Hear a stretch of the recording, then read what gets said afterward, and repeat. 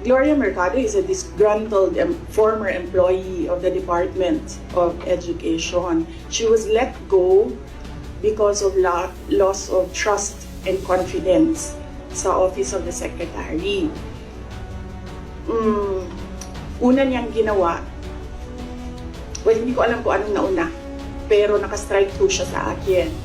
Ang una niyang ginawa, nag-solicit siya ng 16 million pesos sa isang kumpanya on paper using my name without any authorization from the Department of Education. Bibigay ni JC sa inyo mamaya yung papel. Kalagay doon. Pangalawa, noong nag-school visit ako sa Cebu, merong lumapit sa akin na teacher. Sabi niya sa akin, Inday Sara, masakit sa loob namin na mga teachers kami na nasa field. Tapos merong humahawak ng teacher items na wala dito sa aming probinsya o wala dito sa aming region. So, pinakwento ko siya.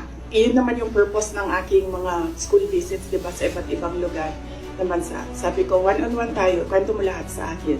And then it turned out, ang HR mismo ng Department of Education, our undersecretary, took a teacher item from Region 7, nilagay niya sa central office for a non-teaching task.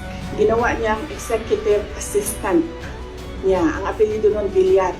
Meron niyang paper trail. So, nung bumalik ako sa central office, tinanong ko, totoo ba na meron tayong teacher item galing sa Region 7 na nandito sa atin? Totoo daw, nasa HR. HR pa mismo ang gumawa ng parang injustice sa teachers namin sa field. So, on that second point, hindi ko na pinalampas. Sinabihan na siya na there is loss of trust and confidence. And you should go. And then she said na, pwede bang mag-retirement na lang ako instead na paalisin ninyo ako. Kasi ang tagal ko na, matanda na ako. And then sinabihan siya, okay, sige. You go. So she's a disgruntled former DepEd employee. At yan yung dalawa na rason kung bakit siya pinaalis. May papel yung 16 million na solicitation niya.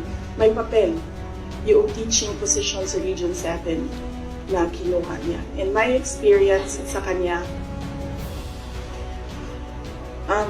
ayoko, factual lang ako ayoko atakihin yung pagkatao niya.